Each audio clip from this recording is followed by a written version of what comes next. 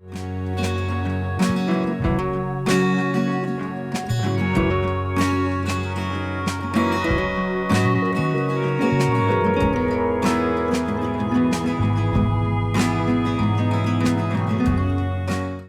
To Suman TV. Simple cauliflower masala చేసుకుందామండి. కాలీఫ్లవర్లు ఇప్పుడు ఈ రోజుల్లో హైదరాబాద్ లాంటి చోట చాలా బాగా వస్తాయి. ఏ ఊళ్ళల్లో అయినా కనపడతాయండి. ఇప్పుడు విజయవాడ రోడ్లలో కనిపిస్తాయి. మొన్న అనంతపురం వైపు వెళ్తే అక్కడ కూడా బాగా విరివిగా కనిపించాయి. ఎక్కడున్నా ఒకటే. మనం దీంతో బోల్డ్ రకాలు చేసుకున్నాం. సింపుల్ ఫ్రై చేసుకోవచ్చు, ఇగురు చేసుకోవచ్చు, మసాలాదార్ కర్రీ చేసుకుంటే అన్నంలోకి, జీరా రైస్లోకి, రొట్టెల్లోకి, పూరీల్లోకి కూడా చాలా బాగుంటుంది. ఉచిత IUI అండ్ IVF కన్సల్టేషన్ కోసం సంప్రదించండి 29. సింపుల్గా ఈజీగా చేసుకుందాము. మసాలాలు కూడా వేయించి హడావిడి ఏం చెయ్యం, మనం ఈజీగా అయిపోతుంది. అయితే దీన్ని ఏంటంటే ముందే మనం కాలీఫ్లవర్ని కాస్త గోరువెచ్చటి నీళ్ళలో కాస్త ఉప్పు పసుపు వేసి ముక్కలు తరిగి అందులో పడేసి కట్ చేసేసుకొని పడేసుకుంటే అది పురుగు ఏమైనా ఉంటే పక్కకి వెళ్ళిపోతుంది. శుభ్రంగా అలా చేసి కడిగి పెట్టాను. స్టవ్ మీద ఒక గిన్నె నీళ్ళు పెట్టా. కొంచెం పసుపు వేద్దాం. అందులో ఒక చిటికెడు పసుపు వేసి ఈ కాలీఫ్లవర్ని వేడి నీళ్ళల్లో వేసేద్దాం. ఒక 2 పొంగులు రానిస్తే మనకి కూరకి బాగుంటుంది అనమాట. మెత్త మృదువుగా ఉంటుంది. నూనెలోనే వేపితే రుచి వేరు, ఒకసారి ఉడికిచ్చి మళ్ళీ మనం మసాలాలో వేసుకుంటే ఉండే రుచి వేరు. అబ్జర్వ్ చేయండి. మీకు టైం లేకపోతే నూనెలోనే వేసుకోవచ్చు. టైం ఉంటే కనుక ఇలా చేస్తే బాగుంటుంది. ఈ లోపల మనం ఏం చేద్దామంటే ఓ మిక్సీ జార్లో ఓ పెద్ద ఉల్లిపాయ లేదా ఓ పెద్దది వచ్చినది 2 చిన్న ఉల్లిపాయలు వేద్దాం. తర్వాత ఈ ఉల్లిపాయలతో పాటుగా ఒక 6 లేదా 8 జీడిపప్పులు వేసుకుంటే బాగుంటుంది. వీటిని మెత్తగా గ్రైండ్ చేసేద్దాము. ఇందులోకి మనం టమాటా కూడా వేసి గ్రైండ్ చేసుకోవాలి.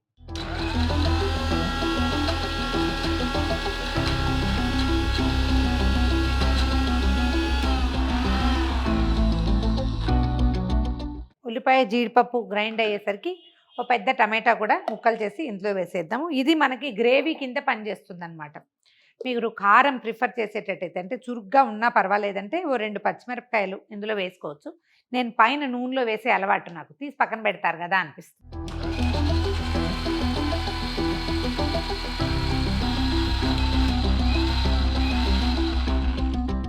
ముక్కలు ఉడికిపోయినాయండి. స్టవ్ ఆపేసాను. దీన్ని వేరే ఒక నీళ్లు వడబోసే దాంట్లో పోసి ముక్కలు తీసి పక్కన, ముక్కలు కొంచెం పసుపు రంగు వచ్చినాయి కదా, మనం పసుపు వేసాం కదా, వీటిని వడగొట్టి పక్కన పెట్టుకుందాము. ఒక లోతైన మూకుడు ఏదైనా పెట్టుకోండి. కూర అంటే మనకి మసాలా కొంచెం వేగుతుంది కదా, చిటిచిట అని అటు ఇటు పడిపోతుంది. అందుకని కొంచెం డీప్ ప్యాన్ పెట్టుకుంటే సరిపోతుంది. ప్యాన్లో కొంచెం నూనె వేద్దాము. దీనికి కొంచెం నూనె పడుతుందండి, ఆయిల్ లేకపోతే పెద్ద బాగోదు.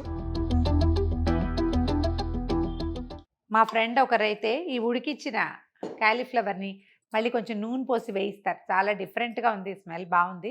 నేను ఈజీ మెథడ్ తీసుకుంటాను, తొందరగా అయిపోవాలి. మనకి చాలా లెంగ్దీగా ఏదో అద్భుతంగా అక్కర్లేదు, చకచకా కూర అయిపోవాలి, తినడానికి రుచిగా ఉంటే చాలా అనిపిస్తుంది. ఒకవేళ లెంగ్దీ ప్రాసెస్ అయినా పర్వాలేదు వేయిస్తాను అంటే ముందు ఈ ముక్కల్ని వేయించి పక్కన పెట్టుకోండి, మీ శక్తిని బట్టి. నేనైతే చేయట్లేదు అది.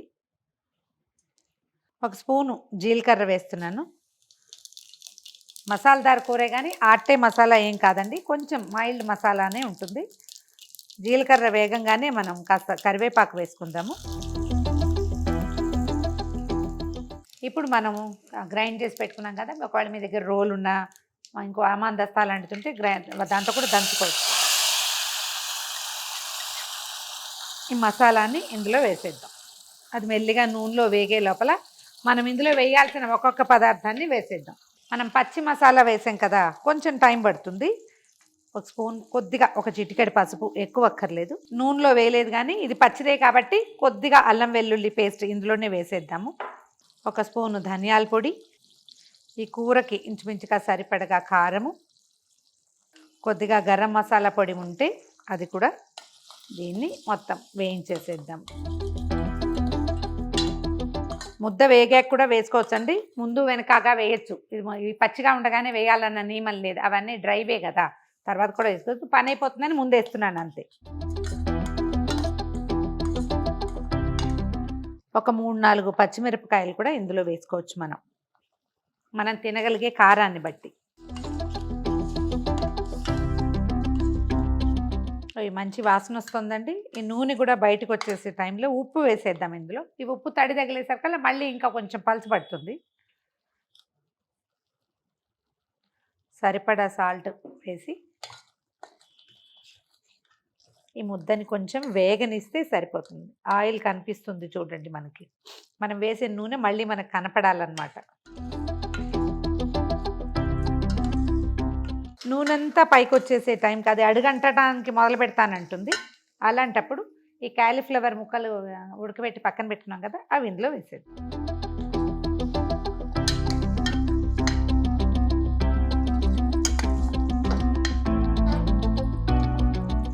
ఇందులో టమాటా పులుపు కాకుండా ఇంకా కొంచెం పుల్లగా కావాలంటే ఒక స్పూన్ పెరుగు వేసుకోవచ్చండి. మీదే చాయిస్, నేను వేయట్లేదు.